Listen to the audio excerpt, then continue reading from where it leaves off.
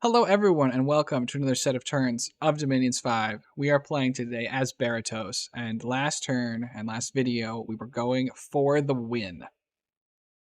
Going for the win. Here we go. Let's see what happens. We've claimed the throne of bureaucracy, but there's no other claim. The game is not ended. I think I woke up, I wasn't trying to do this, right? But I think I woke up at like 3 a.m. to check this turn and was like, oh my god, what happened? We didn't get attacked here. The fortress is up. We claimed the throne. What happened? We didn't claim this one. Somewhere in the chaos of me, I went back and re-scripted these guys like 8 times throughout the day and was just fiddling and fiddling and fiddling. And I think somewhere in there, this idiot stopped claiming the throne because I went back and checked. I was almost like, did somebody get my password and cause it not to claim? But no, I went back and checked the turn. I had saved it. He was not claiming the throne. He was on defend, which obviously can only mean, I think I took a piece of gear off of him and it switched him from claim throne to defend, and I didn't notice. Which was absolutely tragic, but it also doesn't matter this time. It could have mattered a lot. But because we did not get attacked here, there is no longer anything anyone can do to stop us. Even if they hit if they hit all of our buildings with everything they've got, assassins, it literally doesn't matter. As long as this guy says claim throne, it doesn't matter. It's irrelevant. We win the game. The only other thing I want to point out is that Sea of Ice has been dispelled, and the only other action I bothered to script this turn is putting Sea of Ice back up. They will die under the waves. So, let's go ahead then. There's nothing else to see here. I don't even think I bother with anything else because it shouldn't matter. Moving into the Berytos final turn, where we have successfully achieved victory.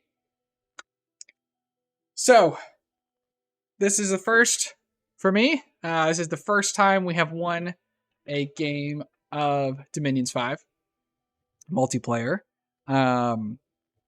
You know, it's sort of a cheesy win in the sense that I didn't beat every other player by a long shot. You know, Femoria is still very strong.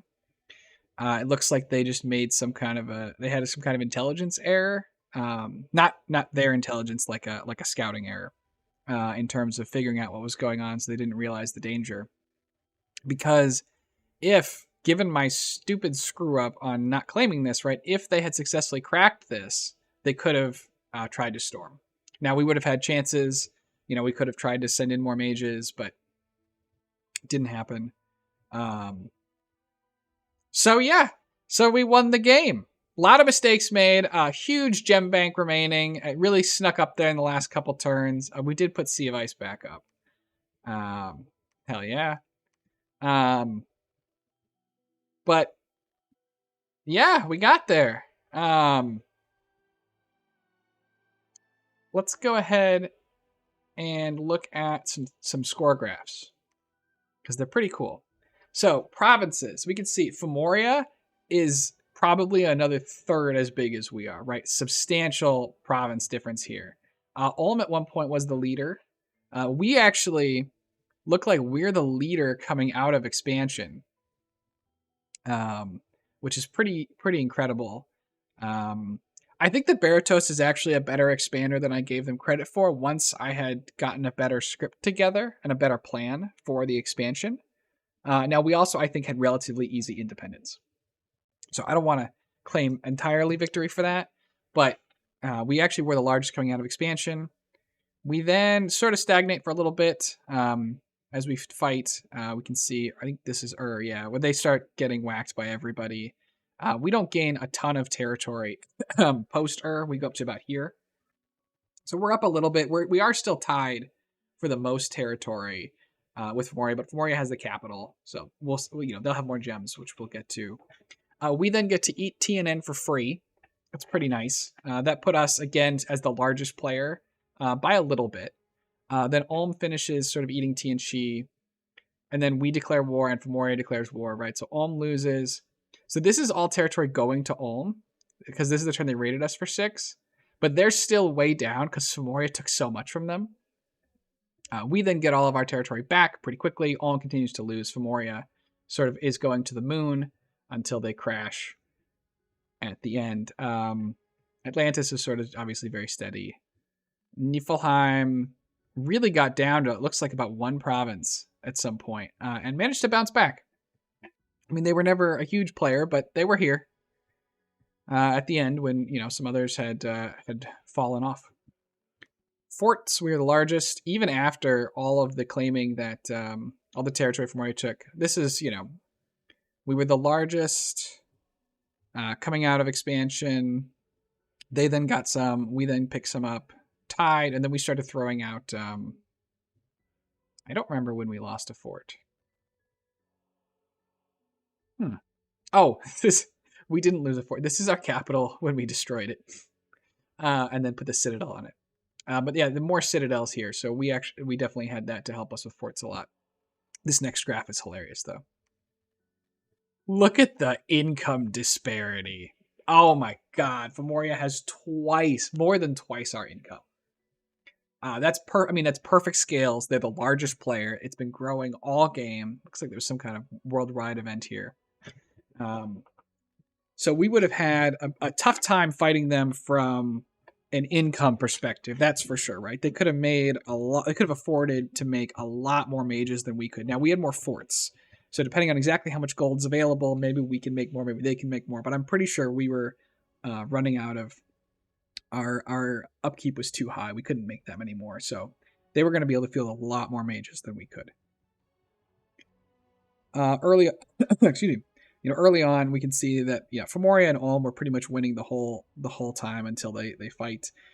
Our scales aren't nearly as good, right? We had a lot of territory, but our scales aren't nearly as good, so we were never really going to keep up with income. We'll make it back though a little bit on gem income. So you can see we've been in a casual third for most of the game. We jump up to first for a while. I think this is probably somewhere in here is where Eternal Pyre goes up. And that puts us in the lead for gems. And then we sort of stay up there until we get attacked by Ulm. We lose a bunch, but we pick them all back up. And then we take some Ulmish stuff. Now, of course, right, what this graph doesn't capture is the fact that we had, at points 100 to 250 blood slave economy per turn, which is going to produce a lot of power. So our real gem income, right, is going to be higher from a usable perspective. Research, we were very close. Femoria and Ulm took a huge lead on us. I mean, it's hard. Obviously, it's very hard to tell with research because it goes spike so high, so you can't really see the bottom. But they're like double us here. And they're substantially higher. We start to inflect upwards eventually, though. I think as Ulm has to go and fight. We make more and more lanterns. Femoria, right, is probably sending mages out to fight too. So we end up actually right tied with Femoria at the end. But so would have been a tough fight, right? Both of us would have been at about the same research level. Dominion is not probably quite as relevant, but we can see that Femoria was in the lead. They had the most territory, so it's not surprising. Now, our army graph is substantially higher than Femoria's. But a lot of our army graph size is going to be made up of garbage patrol chaff that is hunting for blood slaves. So we don't have a real... I don't think we have a real army advantage on them at present. Now, I think our army's quality is better because I would take our Blessed Seir over their Numidians, which are sort of going to be both of our generic line infantry. I think that our ability to produce really high quality demon troops is also going to be very high. Now, this late in the game, though, right, demons have liabilities. Demonic cleansing could go up, so stuff like that. So there's some risk. The demons are vulnerable, but I think in general they'd be stronger than what they could send out. And with our ability to pretty much auto send someone on their side to Inferno, it's going to be hard for them to put out the big casters for some of those powerful battlefield spells when we script a whole bunch of cages or claws of Kokoto, whatever the uh, the fire version is, right, in round 1, and send their big casters to the Inferno. And then Ascension points, we just hop up, and we win the game. So would have been a really tough fight with Femoria. Very, very happy to not have to fight it and to just go ahead and take the game this way. Would have been pretty darn difficult, I think, to beat them if I had to fight them straight up. Same, Atlantis would have been, I guess we didn't really look at Atlantis quite as much if they'd gotten a chance to sort of fight us. I mean, they're quite a bit smaller because they only have the water. Their income's about what ours is, but we have a lot more forts. Their gem income is substantially less. I mean, Atlantis probably isn't. I don't think Atlantis could beat us unless we made mistakes. But trying to fight Atlantis while fighting Femoria or something, or while we were trying to fight Ulm, would have been a substantially different, different beast. Their army's also very small. But yeah, we got them. I'm almost at a loss for words. I did go through. We're not going to go through it now, but I did go through and check. I didn't see any other really cool sites. That people have. No other like bonus sites. Like evocation bonus or construction bonus. We had both the construction bonus sites, and I think those are the only two bonus sites that were out there, plus the throne. We were going to be able to hit Femoria, not in the winter, but in this. I don't remember how much cold is in there. Is in their their scales, because they're cold right now. They're cold 3 and it's late winter, so I think they're fully cold. So flames from the sky would have some difficulty, but we would have discounted flames from the sky coming out of this throne, and that would have made it very hard for them to send armies into our territory. And then with our blood spells, would have been very hard for them to send Tartarians into our territory. Same token, though, we could have had a lot of trouble with Murdering Winter going into their territory. And, they may have lots and lots of water gems. They didn't have water gems when I put up Sea of Ice. At least they claimed they didn't, but who knows how much of a bank they had for that kind of thing. So it would have been very, very difficult. We probably would have had to send, like, distraction armies to eat the casts of Murdering Winter. But yeah, we got them. So in terms of how we played the game, the mistakes that were made, the things that went well. Our first war, obviously our troops did fine. We won the battle against their troops. I think we had the wrong research. We took enchantment 4 to get anti-magic, which was not necessary against what they were doing. For some reason, I was thinking that and Uruk had the same astral access, and I was worried about stuff like that, and they don't at all. So that was pretty silly. It did give us flaming arrows, but we kind of didn't get all of our archers together to make flaming arrows really worth it. We probably would have been better off with Conjuration 5 and just thrown some fire elementals at them. I wanted flaming arrows because I thought that it was very likely that would go alteration up to wooden warriors, and so I was ready to take advantage and exploit that fire resistance. But I guess they were cleverer, and they just didn't set themselves up for that, which is probably smart. But then we got wrecked by their Titan, which wasn't great. I think we didn't have a good... when we killed their army and knocked their Titan off, I was like, okay, the Titan's no problem. I had fled, we can kill the Titan by itself, and then it wrecked us. I think, in retrospect, right, to kill it effectively, we could have tried Cloud Trapezing in with our enchantment.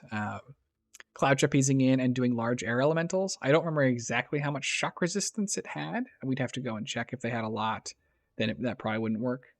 But that is an option. We were going to send our demons to go and kill it. I think that would work. It was just going to take us a little bit. We could research up alteration. We only needed a little bit. Because if we put a bunch of mages on immolation, I think that would kill her. They had no fire resistance. And she had 10% regen maybe. But enough, immolation's not hard for our guys to cast. So incinerate would obviously be even better. So I think we could have killed her. But anyway, that war finishes and we end up with, and then we sort of get some cheeky territory from others, right? But we end up with all this bonus territory. I don't think we had this one, but I think we may have had this one. So we ended up with a lot of bonus territory, no extra forts though. But then we got freely invited in to attack TNN. That's obviously very helpful that we didn't have to fight them. I don't know what else there is to do. This is a case where we were freely invited to attack them, so that's pretty cheeky. But if we'd had our scouts together, which is something we should have done better, we would have known they were losing, and it wouldn't have made a huge difference. They didn't have anything left to resist us if we had just wandered in. So, and I don't think we had a nap. But anyway, better scouting would have gotten rid of the need for them to tell us that they were losing and invite us in. And we picked up, again, territory, no forts, because Ulm got both of these. I think our research was fine. I don't think we could have done it too much better. I think that, again, we probably have more of our research guys than we should. I think we should be trying to have more of our priests. But maybe it's close. Obviously, they do research. They are better researchers. Well, they've all got lanterns, so it's sort of this guy. And he's got an experienced star. They are better researchers, but I think we probably should have tried to find more money in the budget for temples on like this province, or maybe maybe on like this province, because on some of these coastal provinces I was recruiting our stormcallers. It's also possible I have more stormcallers than I need by a little bit, but they are slow to recruit, so it's hard to sort of immediately fix that if you don't have them. But yeah, like I think we probably could have produced more of our blood mages. We did have the Amazons though, or the Garnets, who helped us out in that respect with being blood hunters. Moving into then, I was really happy with how, instead of waiting around for the next thing to happen, I sort of grabbed hold of what was going on and started fear-mongering against Ulm, and then Femoria went ahead and joined me. Which really worked out. Could have been a double-edged sword though, right? Like if we don't win this game, Femoria is huge. But hard to say. Ulm looked big at the time, but maybe I could have been like, yeah, Ulm is not that strong late game, but Femoria is. Maybe I should be allying with Ulm. But I was thinking that Ulm was, we had a smaller border, and fighting this war with Femoria was going to be hard, and fighting against Ulm was going to be easier. So I'm happy that I did something. I don't know if it was the right something, but I'm happy that I did something. And then finally, sneakily taking these thrones, I think was a good idea. I did everything too slow, though. I had a lot of opportunities to send assassins here faster and to move my army here faster. So we could have probably won this game in the same manner several turns earlier if I just had a little more forethought. We have way too many gems. The only thing we're using effectively is water, and that's just because I keep casting Sea of Ice. So we really are under producing items. We should be producing like multiple kits of like Melkart gear a turn, because we can make multiple Melkarts, throw up a bunch of extra demons, more items. I think we didn't effectively utilize our resources late game. I was really happy with how we were doing though in the early game and the mid game. I think late game I just got so focused on some of my tricky plan that I didn't spend enough time on the rest of the game, which could have definitely come back to bite us in a big way. But luckily this time it didn't, and so we have the first win. And I'm pretty happy. Berytos is a really cool nation. I really enjoyed playing them. Happy that this is the nation we had the first win on. I think that it's probably one of the less likely ones for a new player to get a win on. We're not Ashdod or Pangea or something where you sort of get to just, especially at a lower level, right? Click the sacred button, click the sacreds on the enemy, and sort of win from there. I think that there's tons of tools that Berytos has access to that I didn't use as effectively as I could have, right? I think we could have researched better in the early game. I think that my scripting could definitely be cleaned up. There are plenty of opportunities where, we should have had more priests, so we could have put more priests in communion. And then, had an extra priest there to do a reinvigoration early. I know somebody mentioned that in some of the comments too, but it's definitely true, and I noticed it throughout the game as well that I should make sure to be doing more of, just to clear that fatigue out. I think that I'm not sure about our overall research priorities. I feel like we probably wanted more thaumaturgy somewhere in here, somehow, but I never see anything in here that I'm like, oh my god, I have to have it. There's like Gale Gate's really nice, and Call the Worm That Walks is really good. You can Black Death people. Stygian Path's a good spell. But we're not really a master enslaved nation, or even a regular enslaved nation, so I don't know. It seems okay. Evocation, yeah, we were about to finish up to get Flames from the Sky so we could go and give good whack. This one, maybe Flames from the Sky, I think I mentioned it maybe earlier in this episode. Maybe this one doesn't care about heat scales. Okay, yeah, maybe this one doesn't care about heat scales. But anyway, we were going to get to check out 30% off Flames from the Sky. And we had, I think, multiple Kings of Fire. We had Anthrax. We have, I think they were also all moving to the fort, which is why it's hard to find. Yeah, we had the Raux, another 5. And we had, this guy's pretty far away, and you can't put shoes on them. But we had 3 Kings of Fire. We have plus 30 fire gems a turn and a bank of 300. We could put out so much fire. I think Femoria would have an extremely difficult time taking any armies outside of domed forts. And so that would be really tough. I would make it really tough for them. And then again, we can't really see their soldiers, right? Because they're glamored. And then we already sort of talked about how I think we could beat their tarts. I was kind of surprised to see this Atlantis fort here because I scouted poorly, but because I don't understand in some ways why they would attack. There should be probably like gatewaying troops here, and I don't know when they had it, but it feels like if you already have this toehold, maybe it makes more sense to fight Femoria instead of me. They attacked and took this from Femoria as well. Maybe they were intending to fight us both and just hit the whole coastline. It's not necessarily unreasonable, but hard to say for sure. It's tough for them, right? Sea of Ice.